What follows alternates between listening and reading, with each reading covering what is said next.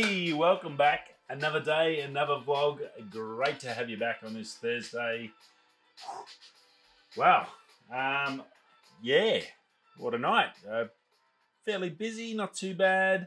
Yeah, a bit of gear to talk about, a fair bit of tech stuff to want to get into and chat, some camera stuff. Beautiful new car. It's lots of stuff in, so stay tuned. Got a little bit to chat about on the tech space and news space, so that's all pretty good. First up, got a heap of work done yesterday after I talked to you and before I passed out. And I did pass out. It was one of those, you know, when you get into the bed and you just basically lay down, you put your head down, you just close your eyes, and then next minute you wake up. One of those ones. No problems at all. I think after you do a nice, good hike, I guess because I was standing in the office most of the time now, unfortunately, it seems to be my lot in life. Yeah, going for a nice big hike, 8-10 Ks, and then through mountainous ranges and stuff, and you come home, your legs are trashed the next day, and you just go boof out, and your body just goes, yep, beautiful, we're done. Let's shut this puppy down. So good little sleep, but I got a heap of photos done. I got a heap more too. Holy crap. I took some photos on that hike. I think I said to you yesterday, it may be a two-parter. I'm not sure. I'm getting there slowly, but I'm super stoked. I've got some really nice images. It's just trying to match them up. Generally, I'll try and do a theme for the photos, and that's not a theme of the images and what to take. It's more so the color theme. I'll take filters that I'll use and use that as a starting point, and then I'll like a LUT, I guess, put a LUT on, go through my different ones I've got there, the free ones and ones I've got from different people like James Popsy and Frono's Photos, and a couple other through the Adobe subscription I pay. You get free ones through there of different photographers, so it's always good to pick them up. I think they're great starting points. It gives you a chance to, I guess, take an image and see which direction you want to really take it and which direction may be best suited towards it. And generally, I'll try and get a bit of a theme going. I'll go through the images and then I'll try a couple of different ones on there and see which ones is going to, I guess, suit those images the best and make them on a whole look better. And then I can fine tune one or two here, there that just really don't suit it, but they really look good a different way. Say a black and white. Every now and again I'll get one, I'll go, yeah, that's got to be black and white, because it's what's going to drag you in, and that's what's going to make the best picture. I think that's important it's very easy to chuck a Lightroom preset on there. That's the word I was looking for before, or a LUT onto your video and go to town and do that, and that's fantastic. And it gives you a great, as I said, they all give you good starting points, and they give you a great, I guess, a little bit of a different perception to what you're normally used to and what you can see out of the photo. Sometimes you look at a photo, and I had it yesterday with one photo, and it was sunset in the background, beautiful clouds, beautiful orange coming over, and it was side of a track, and it just looked like a bit of road and a bit of scrub, and it didn't look real flash. I went, I should have spent some time on it. Yeah, I have a bit of play. I chucked a preset on it, had a bit of a play, stuffed around a bit in Lightroom, and 10 minutes later, it looked really good. I'll definitely try and put that one in the video and try and explain, so I can explain it to you.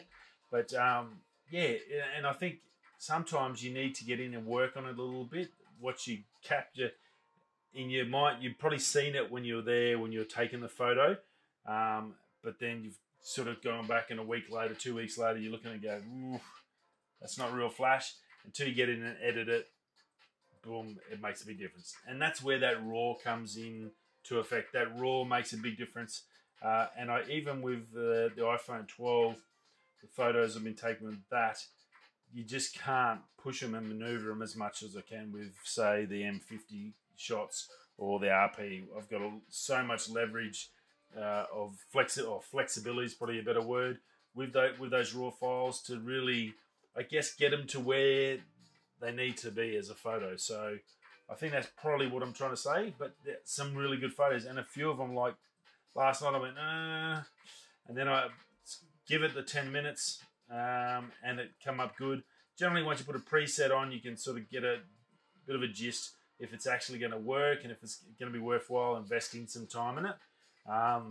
That's why, you know, memory cards, once you get the memory card, you might as well fill them up. So 400, I think I had 480 photos. I think I've still got another 100 and 200 something to get through. So I'm probably halfway there. I'm going to spend some more time this morning trying to smash it out. So a bit of Legion energy. I'll be onto that this morning to get the old caffeine in, because I need to get some more work done. We are way behind. Not way behind as in we're late, because we're never late. But I just, there's so much I want to get done. I definitely want to try and get, if I just leave it too long, I'm not going to get that video out this week. And that's my big focus in the last 12 months. I guess you talk about, guys, 2020, and I think last year was a year I decided to do one video a week for my photography and get that out, and that would improve that. And then with the show, we started off as one every day, and then we got down to this to 5 days a week. So, and that made a massive difference to the channel. And I think it's why we're continually getting a lot of new subscribers coming in, and I do appreciate you guys popping past. Thank you very much. But yeah, so still got a heap of photos, some really wicked stuff in there. So that's looking super duper, super happy about that. It's always good when you come back from a big hike and then you start looking at the photos and you go, holy crap, I've got a couple of beauties in here. This is going to be, makes, you know, you get the joy of going out for a walk and seeing something else that I'm lucky enough. I get to see something else that probably less than this many people, white people, have ever seen it. So that's in itself a bit of an honor. But you get to enjoy it and hear the birds, and just none of modern society distracting you. So that's always good. And then you get to come back and you be able to capture that, and hopefully I can then pass it on to you to, fingers crossed, inspire you, at least put a smile on your face and go, wow, that's really nice. That's the beauty of photography, by able to show someone a beautiful image. And I do it all the time when I look at, I think there was one on Instagram, I can't remember the photo. Oh, there was a little kid getting thrown into the snow today. I seen that, and I just went, wow, that's awesome. That's just made my day. And it just puts a smile on your face. No matter how crap you feel, maybe a photo or a small little video or a TikTok or whatever you're into, that's enough just to pick you up out of the doldrums and get you going and make the day a positive day. So that's always good. Well, I'm like everyone else. I'm far from perfect and perfectly from far. But I'm a good times and bad times like everyone else, and that's pretty much standard in life. You never get away from that, unfortunately. But it's good to be able to see something, appreciate it, and then put that smile back on your dial, and then get on to the next job, which we need to do now. That's a good little segue into some tech news. Rightio. Now, beautiful car. You'd seen on the thumbnail. Wow, gorgeous. Lotus, long time fan of Lotus. I guess I grew up with Roger Moore, 007, the Lotus underwater, the white one with the thing insane. I used to, that was the Lotus that I guess blew the brand through the roof. They've always been known for amazing little sports cars, possibly not the most reliable, but always, in that, not supercar range, but definitely a niche brand, and some great stuff, great handling, always great handling stuff from the British brand. So very nice car. The Lotus Evija, I think it's Evija, might be Evija, I think it's pronounced. Fully electric car, 4 motors, 1 on each wheel, 500 horsepower per corner. That's 2,000 horsepower electric car. Holy crap. Look, this is currently a prototype, the one that James May, I watched James May do a bit of a chat about it from Drive Tribe. And look, as far as things of beauty, the biggest thing with a supercar is it's got to just knock your socks off. said I grew up with like your Lotus, the old Lotuses with James Bond, also Lamborghini Countaches, and those cars just my greatest car of all time. If I ever won the Powerball, that'd be the first thing I look for, and then I'd send it straight to Singer to rebuild it. Is a 959 Porsche. I think that is the absolute epitome of absolute beauty to me. That is the most gorgeous thing on the planet, other than my beautiful wife, and my beautiful son, and my dog. Sorry, Benz. Don't forget my Benz. But yeah, so like, and that's what they've come out with here. This car looks every part of a supercar. Even the yellow they had on it is just absolutely sensational. Geez, knock your socks off, without a doubt. Super, super awesome. Oh, for a second there, I thought I forgot the volume. So yeah, beautiful build car, 2,000 horsepower. It's obviously going to be well below the 3-second mark for the 0 to 100. Who cares about range? Electric car when it's got 2,000 horsepower. It's going to have at least 100 miles to 200 miles, so 300 k's, 400 k's. This is not something you're going to be worried about going on a long journey. I guess it's going to be one of those ones that's going to be in a shed and taken down to work or stuff to show off, or down to the golf club or the something like that, I guess. Big problem with it, £2 million. That's insane. Inside, out, every square inch of it looks $1 million. It was a rolling prototype, so they didn't have one running. I guess that's not far away. And yeah, beauty of electric. The ability, obviously, you're going to exhaust or anything. The design cues, that back end is probably one of the nicest back ends of a car I have seen for a long time, except for probably this Nissan Skyline GTR. That's probably the next nicest one, I guess. But yeah, what a car. Absolutely beautiful. There's only going to be 130 of them made at £2.2 million. So what's that? That's got to be about 4 to 5 million Australian bucks by the time you chuck taxes on. That's absolutely insanity. 130 of them. I'm pretty sure it's going to sell out. So I'm going to have to win the Powerball real quick if I want to get on that bad boy. But I think I'll probably get a Porsche anyway. But yeah, look, beautiful car. Definitely going worth watching the drive time video. I think there's a few other videos on it, and having a look at this thing. Can't wait to see what it does on the track. It's going to be pretty special there. They are well known or well renowned for their handling, so definitely going to be a very, very nice supercar to come out soon. Maybe about another year, I think they should be ready to go. So yeah, not too far away. Now, over at Canon Rumours had a fair bit. He dropped a bit of a finally got a bit of info off one of his sources at Canon. A bit of a I guess foreshadow of 2021's camera releases. Now we could be looking down the barrel of 8 camera releases from Canon this year.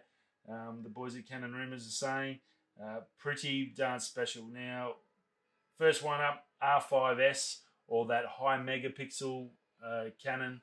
We've heard many rumours about in the last probably 3 to 6 months, I guess. Yeah, probably as soon as the R5 came out, I think there was even rumours just before the R5 that it might have had a high pixel one coming as well.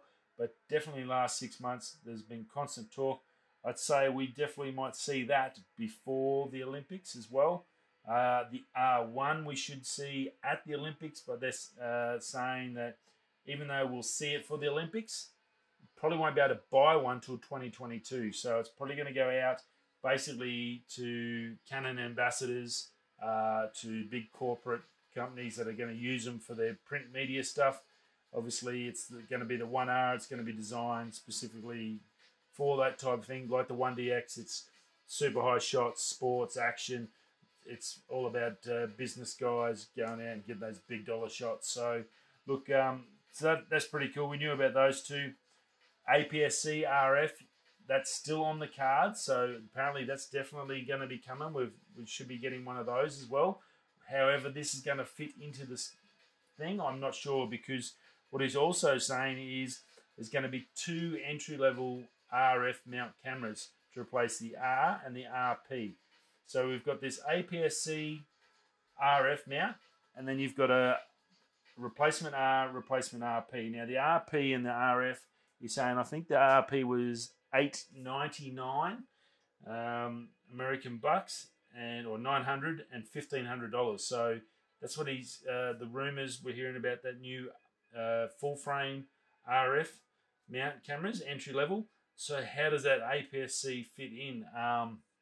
The aps-c, they're saying it's going to be sports, wildlife, video. So whether it's set up as a specific video camera, and that's what it's going to be. You know, it's not going to be for the actual photographer stuff. It's going to be more video. We know the Olympus is really super good with the video, great focus and all that, and they do a great job. So that might be where they're sort of aiming for that one. How it fits in price-wise, that's going to be tricky. It's going to have to come in under $900 American. So you'd think you're not going to, why would you take an aps-c and pay more for it when you can get a full frame one? I guess it all depends on what features they put into that aps-c one compared to that base model RP replacement. So that's going to be pretty interesting. There's going to be a C50. That was overdue. That should have come out with the C70. That didn't. So that's going to be first quarter this year, they reckon. So that's not far away. And they're pretty sure it's going to be a square little box type, much like your Reds and Komodos, that Panasonic that come out. That's what we're going to be seeing with that, but that won't be far away.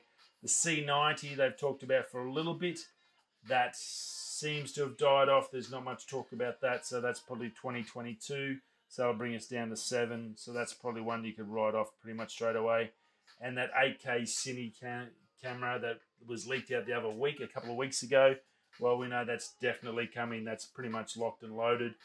That could be January, February.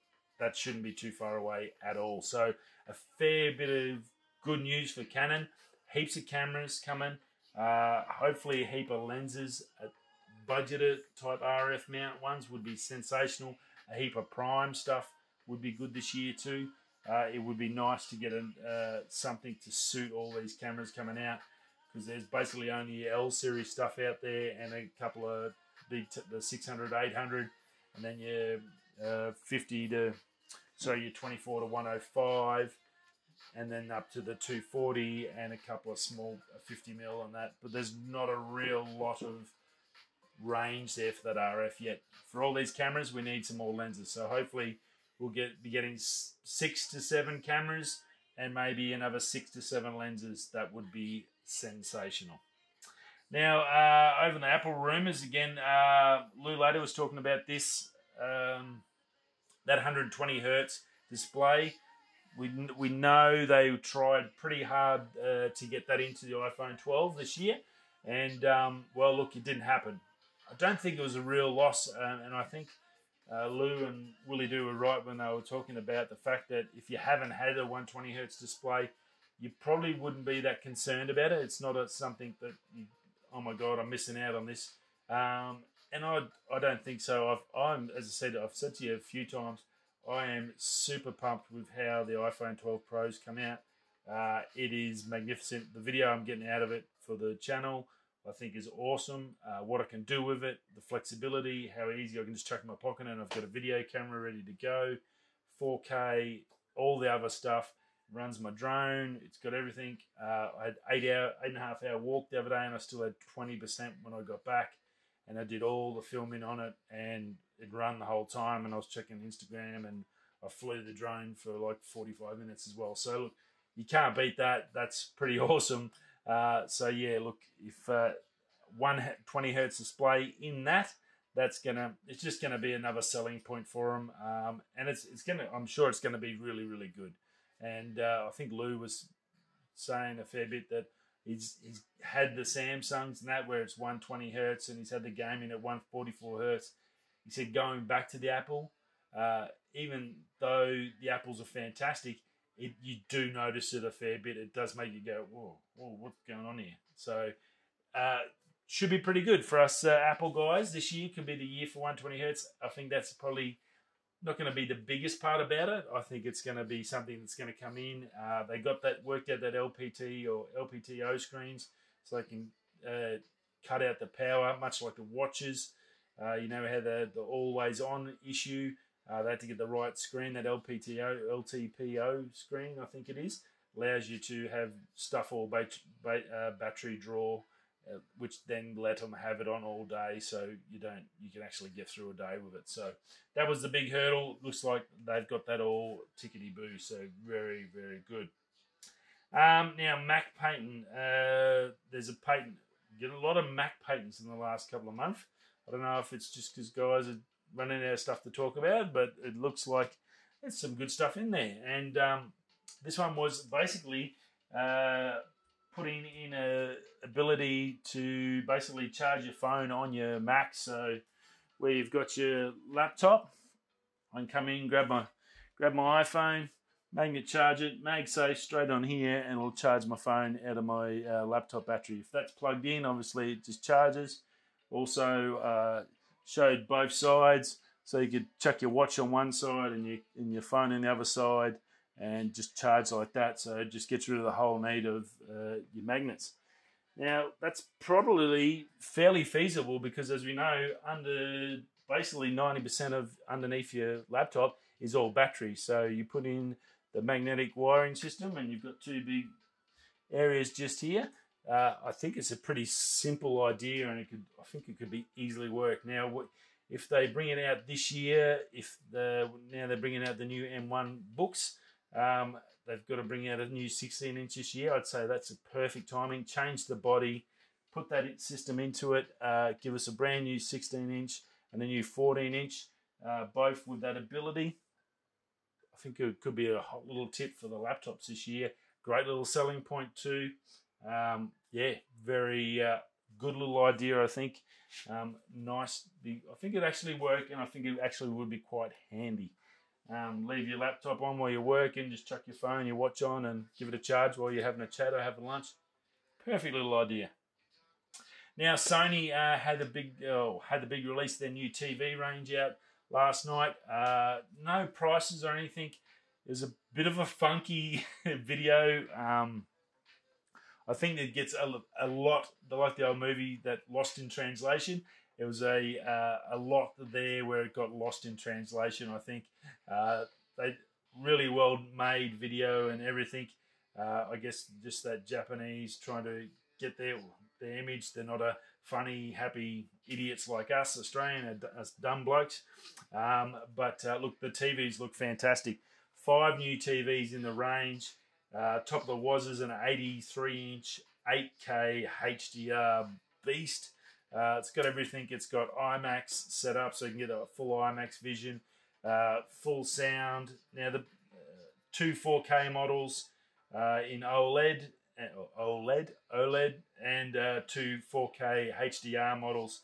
One's a premium, one's a base in both varieties, OLED or HDR. Now, the main thing about it and the biggest selling point is this cognitive intelligence. So it's basically a new chip that it measures what you watch and what you're watching. It gives you depth perception. So I guess your depth of field. So it's picking up that I'm here and you get that blurry background, the bokeh background that we try and get. So what it does, this chip's in there going, rightio, we're going to basically enhance my ugly head. Sorry for that.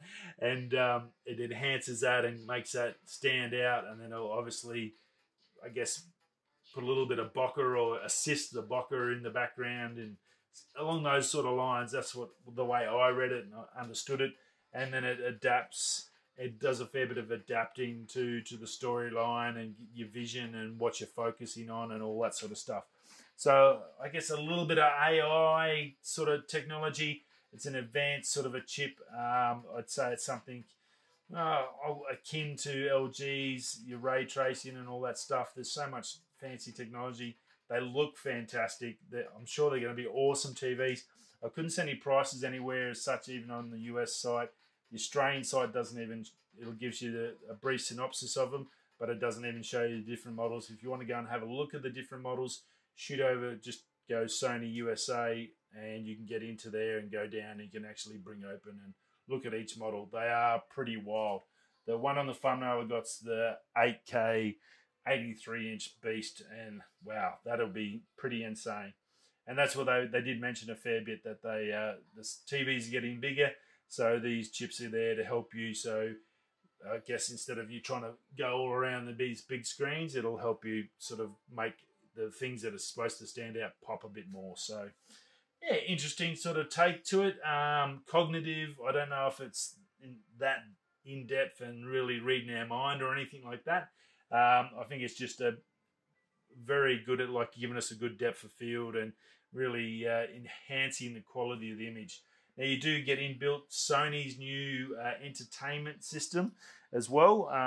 Did I write that down? No.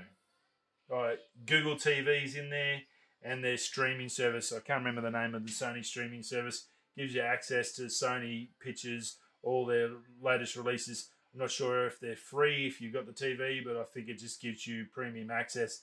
So it allows you to get actual film. So things like if a movie's released, I think you may be able to get early access to pay for it. I guess much like iTunes and stuff like that you do get with Apple TV. So overall, I think the TVs look fantastic. They're going to be actually, they're Bravias. It's not going to be for the faint of heart. But if you are looking to upgrade your TV, maybe hold off until these come out. If you are a Sony Bravia fan, they are a great telly. It's definitely one to put on your list of comparison between maybe a big Samsung, LG, or you want a third option. That's the other one you want to compare it to, and they'll be the latest and the greatest. Rightio, that's it for another day. I will see you tomorrow for the end of the week show. Have a great day. I've got to get some work done and keep punching through these photos and trying to make them shine for you. Rightio, I'll see you tomorrow. If you're coming this way, that way, I'll catch you tomorrow. Peace.